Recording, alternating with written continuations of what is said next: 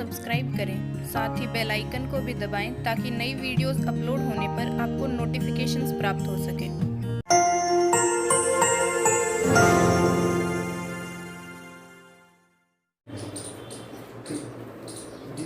प्रश्न नंबर 15 में दिया हुआ है ए आव्यू cos alpha sine alpha minus sine alpha cos alpha सिद्ध करना है। ए की घात एन बराबर आव्यू cos N alpha sine N alpha minus sine N alpha cos N alpha, जहां एन एक धनात्मक पूर्णांक है। ठीक, पूर्णांक जान तो क्या होता है? देखो पूर्णांक होता है, बताओ कौन बताएगा?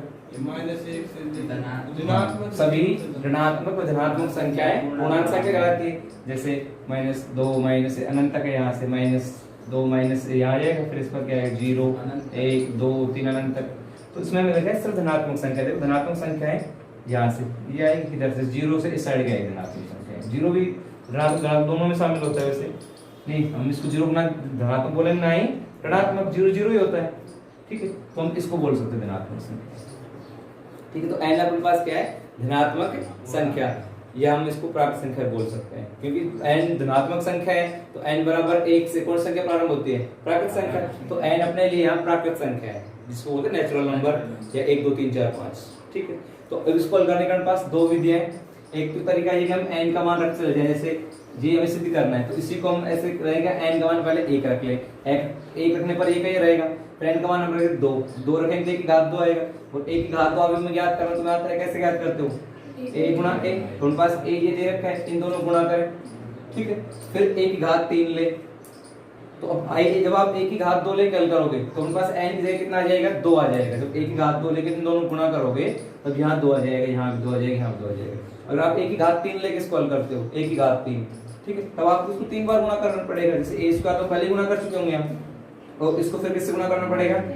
इस, तो फिर इसको हल करने पर अपने पास आ जाएगा यहाँ 3 आ जाएगा, n हट जाएगा, क्या आ जाएगा? 3। तो इसी प्रकार हम आगे हल करेंगे तो ये आ जाएगा। तो इसमें ऐसे लिखना पड़ेगा, इसी प्रकार करने पर हमें ये सिद्ध हो जाएगा। तो इसमें कोई क्लियरिटी नहीं आ पाएगी तुम्हारी, आपका लिखना पड़ेगा इसी प्रकार। जैसे n बराबर 1 ज्ञात करेंगे, फिर n बराबर 2, फिर n बराबर 3, तो 1 रखने पर 1 आएगा, 2 रखने पर 2 आएगा, 3 रखने पर 3, तो हम लिख देंगे इसी प्रकार। बस प्रश्न हो गया समाप्त तुम्हारा। एक दूसरा तरीका है जिसमें हम ये सिद्ध करेंगे कि ये दोनों बराबर है। वो कौन सिद्धांत है? गणितीय आगमन सिद्धांत, जो क्लास 11th में कौन सी प्रश्नावली में? 4 में हम करते हैं गणितीय आगमन सिद्धांत। तो इसके कितने स्टेप है? 3 स्टेप। पहला स्टेप क्या है? n बराबर 1 रखेंगे, n बराबर 1 के लिए ये जो कथन दिया गया है, जो अपना क्वेश्चन दिया गया सत्य सिद्ध होगा। फिर n बराबर k के लिए हम मान लेंगे, और n बराबर k प्लस 1 के लिए सिद्ध करेंगे। तो शुरुआत करते हैं इसको हल करने के लिए। गणितीय आगमन सिद्धांत से हम हल करते हैं। तो शुरुआत में लिखेंगे n बराबर 1 के लिए, n बराबर 1 माना n बराबर 1 रखने पर लिख दो, n बराबर 1 के लिए भी लिख सकते हो, 1 के लिए 1 रखने पर। अगर आप यहाँ 1 रखते हो तो उनके पास क्या आएगा? 1 की घात 1। ठीक है, इसके बाद ये अपने पास आएगा कोस एल्फा, आव्यू है कोस एल्फा साइन एल्फा, यहाँ क्या आएगा? माइनस साइन एल्फा और कोस एल्फा। ठीक है, तो ये कथन n बराबर 1 के लिए सत्य है। ये कथन हमारे पास, क्योंकि n बराबर 1 रखने पर ये आ रहा है, हम इसको लिख सकते हैं ये है, इसको हम परिणाम भी बोल सकते हैं। जो हमें प्राप्त हुआ है ना, इसको हम क्या बोलेंगे? तो ये परिणाम या कथन। कथन का समझते हो?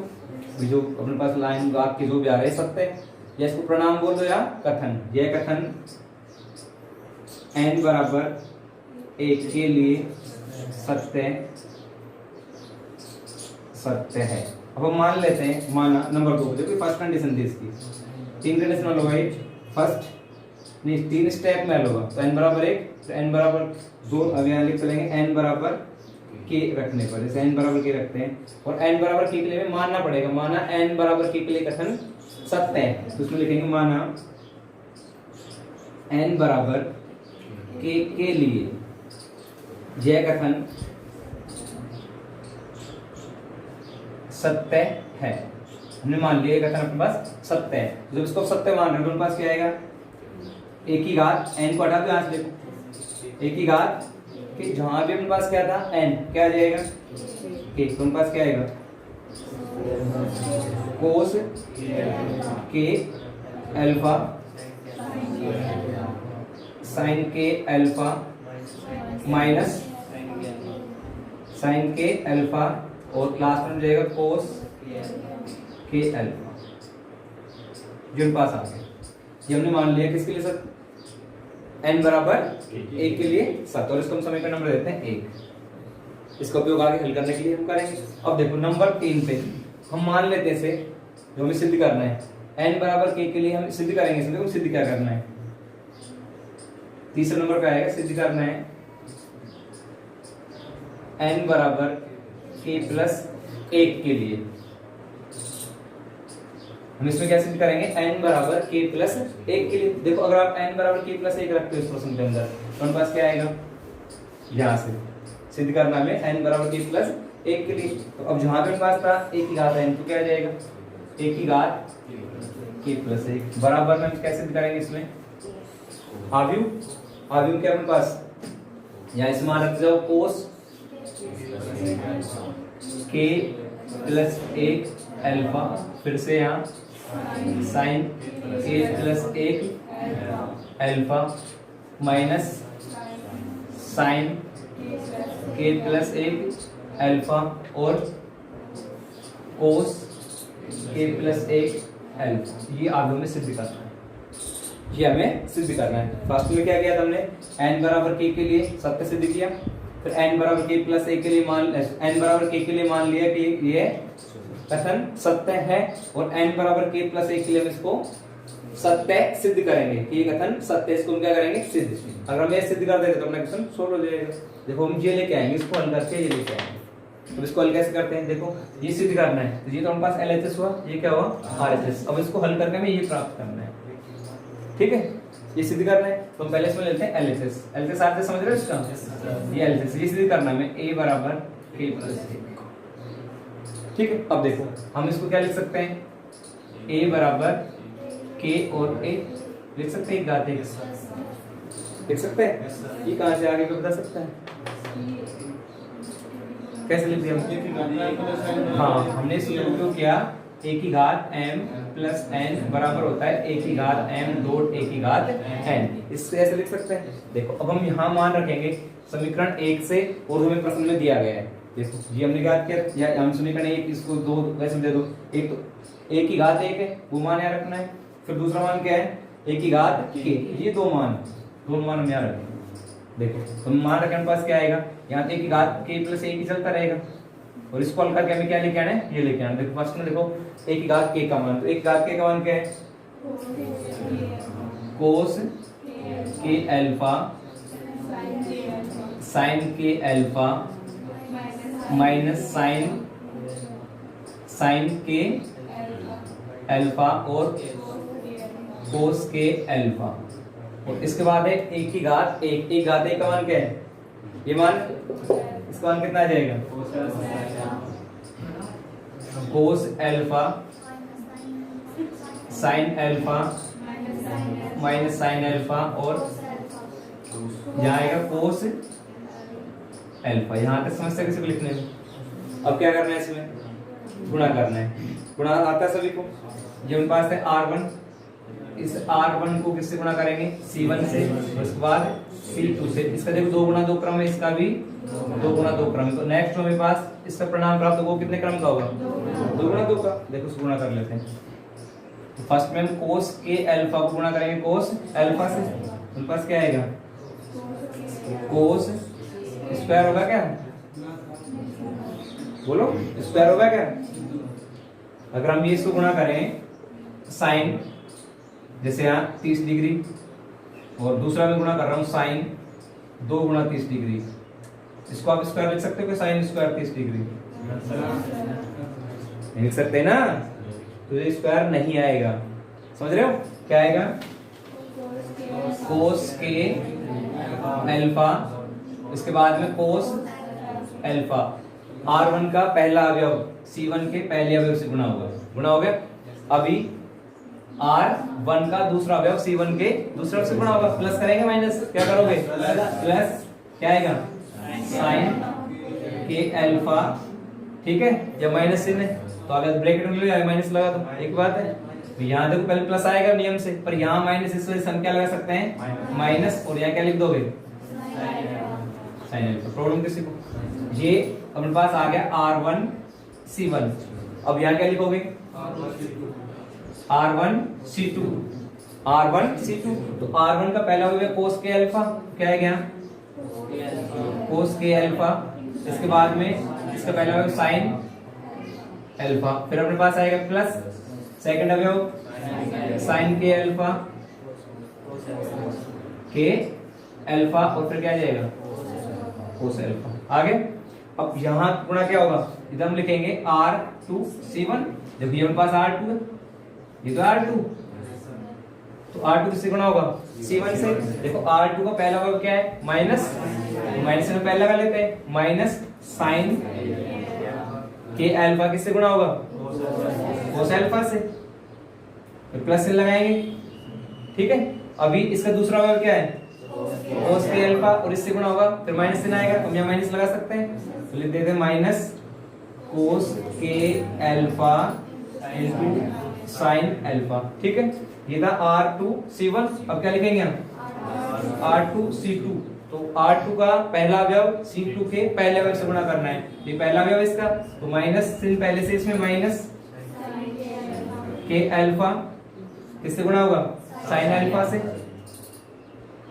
इसका बाद प्लस चिन्ह लगाएंगे। इसका दूसरा अवयव कोस के अल्फा, इससे गुणा होगा क्या आएगा कोस अल्फा, तो पास आ गया कोस के अल्फा और कोस अल्फा, ये हमने इसको गुणा कर दिया। अब हम इसमें सूत्र का उपयोग करते हैं,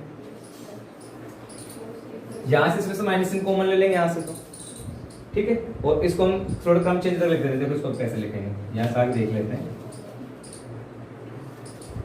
बराबर में अपने पास ये आ गया कोस के अल्फा, कोस अल्फा माइनस के अल्फा और साइन अल्फा, ठीक भाई। और यहां ऐसे कैसे रहने दो इसको भी, कोस के alpha sine alpha plus sign के अल्फा कोस अल्फा लिख सकते हैं। यहां से अगर माइनस चिन्ह कॉमन ले लें, माइनस चिन्ह, तो पास क्या आ जाएगा साइन के alpha cos alpha plus cos के अल्फा साइन अल्फा। और हम ये माइनस चिन्ह इसको बाद में लिखते हैं, पहले कोस वाले पद लिखते हैं, लिखते हैं कोस के अल्फा माइनस साइन के अल्फा और साइन अल्फा। यहां तक समझता किसी को नहीं बेटा? देखो अब ये सूत्र पढ़ा हुआ मैंने कल बताया था, मैंने सूत्र कौन सा लगेगा यहाँ से, देखो लिख सकते हैं कोस ए, या आप एक्स वाई लिख सकते हो, cos X cos Y minus sine X sine Y, किस बराबर होता है किसमें आएगा कोस में आएगा, किसका आएगा कोस एक्स प्लस वाई का सूत्र है ये है ना, इसका है कोस एक्स प्लस वाई का, ठीक है। अब यहां देखो ये किसका है, यहां से ये सूत्र लगाया तो यहां से हम इसको ऐसे लिख सकते हैं sine X cos Y plus cos X sine Y, लिख सकते हैं नहीं, ये दोनों आपस में गुणा, इनको आगे पीछे क्रम चेंज कर सकते हैं, कोई दिक्कत नहीं। Sine X cos Y plus cos X sine Y, तो ये किसका होता है साइन एक्स प्लस वाई का, ये तो है। यहां हमारे पास देखो क्या है कोस, पहले कोस पहले दे दिया, कोई दिक्कत नहीं, उसके बाद क्या है साइन, फिर साइन फिर कोस दे दिया, तो इनका क्रम चेंज कोई प्रभाव नहीं पड़ेगा, इन सूत्रों का उपयोग कर सकते हैं। तो इसके साथ हम देखो इसमें क्या लिख सकते हैं, क्या लिखोगे आप इसको, इससे आगे देख लेते हैं, इसको मिटा के यहाँ लिख लेते हैं, सीधी करना ऊपर है इसमें,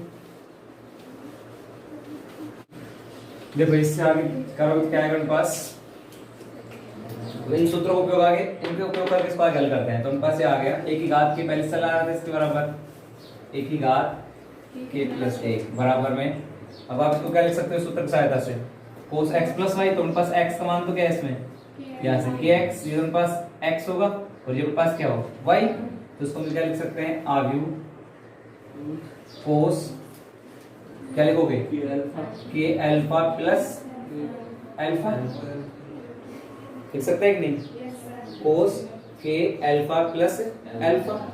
और इसके बाद नेक्स्ट लाइन क्या है उनके पास, यहाँ देखो ये सूत्र किसका बन रहा है? साइन का। इसको हम क्या लिख सकते हैं? साइन के अल्फा प्लस अल्फा, लिख सकते हो। इसके बाद यहाँ माइनस पहले से ही या माइनस आ गया, यहाँ क्या लिख देंगे? साइन के अल्फा प्लस अल्फा। और लास्ट में सूत्र किसका बन रहा है? कोस का। क्या लिखोगे आप इसे? कोस के अल्फा प्लस अल्फा, लिख सकते हैं। देखो इसमें से अगर हम अल्फा कॉमन ले लें, ठीक है, मेरे पास ये आ जाए, सीधा इसको हल करो, के एक्स प्लस एक्स आ गया, तो आप क्या लिख सकते हो? इसको एक्स बराबर के प्लस एक। तो इस एक्स को हम यहाँ पे रख सकते हैं, गुणा में करें। इसी प्रकार यहाँ से हम कॉमन लेंगे तो क्या लिख देंगे इसको? यहाँ से कोस के प्लस एक अल्फा, अल्फा बाहर आ गया, और यहाँ से साइन के प्लस एक अल्फा, और यहाँ क्या आ गया? माइनस साइन के प्लस एक अल्फा, और यहाँ क्या आएगा? कोस के प्लस एक अल्फा, ये बराबर आ रहा है। ठीक है, ये बंद हो गया, क्यों हो गया? क्वेश्चन नंबर 11 ए है आव्यूह 6 2 5 4 2 गुणा 2 क्रम का आव्यूह। उसमें हमें ज्ञात करना है सममित व विषम सममित का योग। तो किसी भी आव्यूह को योग सममित विषम सममित योग रूप में लिखते हैं। a बराबर 1/2 a प्लस a की पावर t प्लस 1/2 a की पावर माइनस a की पावर t। ये सममित व विषम सममित आव्यूह का योग रूप है। तो सबसे पहले हम इसमें a की पावर t ज्ञात करेंगे। तो a की पावर t क्या कहलाता है? व्युत्क्रम। तो a की पावर t ज्ञात करने के लिए हमें पंक्तियों को स्तंभ में चेंज करना होता है। पंक्तियां चेंज होगी स्तंभ में, स्तंभ पंक्ति में। पहले सबसे पहले हम r1 को चेंज कर देंगे c1 में, तो यहाँ 6 2 और 5 4 ये आ गया।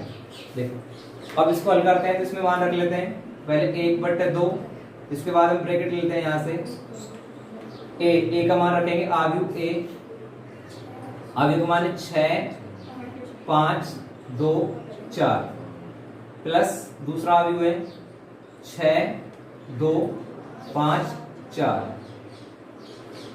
फर्स्ट हल ये हो गया, फर्स्ट पार्ट इसका, सेकंड पार्ट इसी का, प्लस 1/2, फिर ब्रैकेट लगा लेते हैं a का मान है आव्यूह a 6 5 2 4 माइनस 6 2 5 4।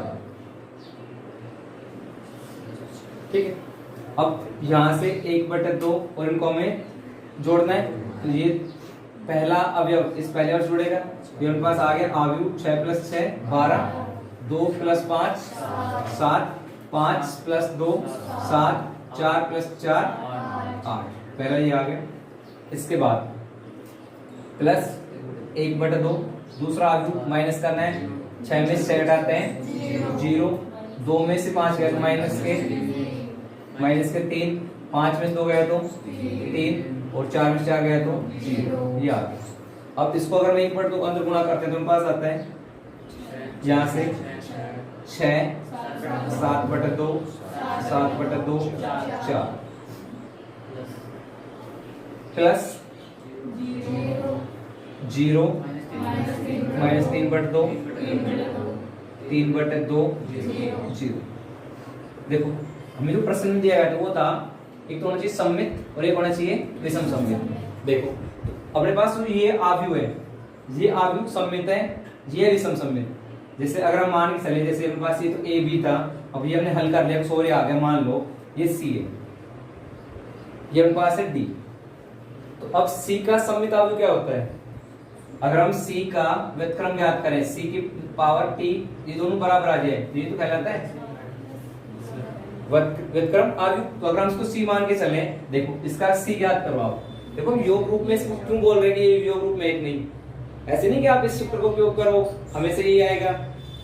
ठीक है, तो देखना पड़ेगा वास्तव में आपको कंफर्म कैसे करोगे आपका सही है गलत है। मान लो आपने हल कर दिया ये, इस सूत्र को उपयोग कर दिया, उत्तर भी आ गया आपके। तो आप क्या पता कि आपने सही लिखा है गलत लिखा है।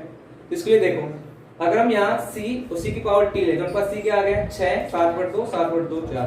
तो अगर इसका व्युत्क्रम ज्ञात करें, व्युत्क्रम नहीं सॉरी परिवर्तन ज्ञात करें, परिवर्तन ज्ञात करने पर अगर ये कहीं आगे आ जाता है तो क्या होगा, ये सममित, अगर नहीं होगा तो सममित नहीं होगा, सममित नहीं होगा। देखो सममित के लिए जांच करते हैं। तो c अपने पास था, इसमें मान लेते हैं c है, तो c अपने पास क्या मान लिया हमने, c बराबर अपने पास था यहाँ 6 7/2 7/2 और 4।